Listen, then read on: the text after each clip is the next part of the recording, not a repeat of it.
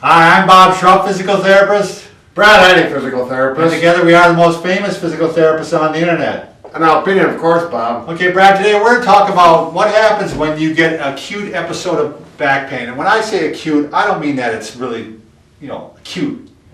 It means that it just happened and it's very fresh. Right, it just happened and it hurts and Right. you're unhappy to stand, you're unhappy to walk, and no matter what you do, it seems like it's uncomfortable. So when I was at the Mayo Clinic, Brad, I used to work there. Sure. Did my training there. What we taught is we told you to take AIM, and that's an acronym. And what that Go a involves... little closer so they A little can. closer, so you take AIM, and basically what you're going to want to do is you're going to take an anti-inflammatory, which is like ibuprofen, Sure. something that's going to calm it down. You're going to use ice, and then you're going to do movement. I used to teach a class about this, and one guy, I asked him what the M stand for, he goes, morgue? Okay. But we're not going to put you in the morgue, but you're going to just go ahead and you're going to do the anti-inflammatory, you're going to do the ice. And Brad, you had kind of a good way that you would apply the ice, wouldn't you?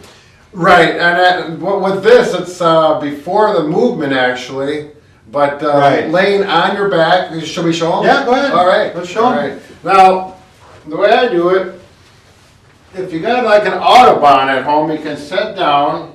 I think it's autumn, isn't it? Autobahn. You're right, Bob. Ottoman. I think you're right. Well, I'm thinking about the back pain now. But anyway, something where you get your feet up. You can do this laying on the carpet and go up over the couch or Couch, chair. You'll see what I'm talking about. Can you hold on to that, Yeah. please, Bob? This is the ice pack.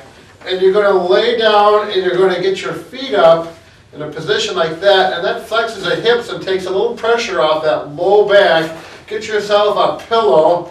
There we go. And now here we have a nice ice pack.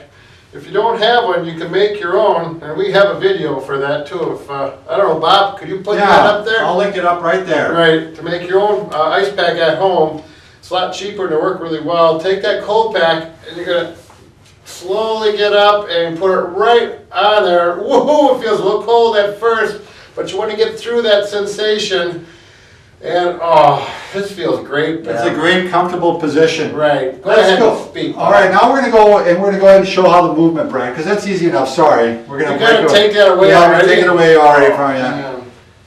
Because one of the best ways to start getting movement in the back, and just about anybody can do this one, even when you're in the throes of back pain, even when you're having spasms, I think you could almost do this one, Brad. Carefully. Carefully. What you're going to do is you're lay flat on your back in this position, put your legs up in the hook line position, as we call it in therapy.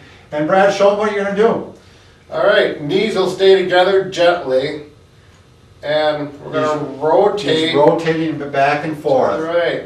Now my shoulders are going to stay flat and relaxed, and just my hip may come up a little bit here if it's not painful. If you go this far and it starts to hurt with your back, stop. Yeah. Go back the other way. You might start with only going back and forth a few inches, and as it relaxes, you can go farther. It may not be till the next day if you got a real serious back spasm or injury. But the last thing you want to do is just to go into bed and lay there and just let things stiffen up. Right. You want to get the blood flowing to the area. You don't want things to scar down. You want to get movement in the back. And so let's say, Can you put that back up there, Bob? That really feels good.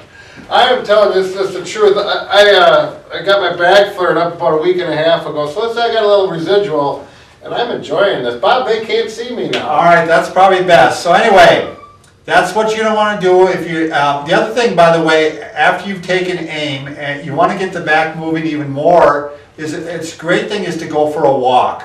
If you can walk without increased back pain, especially if you can walk for at least 20 minutes, you're really getting blood flow into the area. That's the next thing you want to do. Last time I hurt my back, Brad, Right. I was running the next day.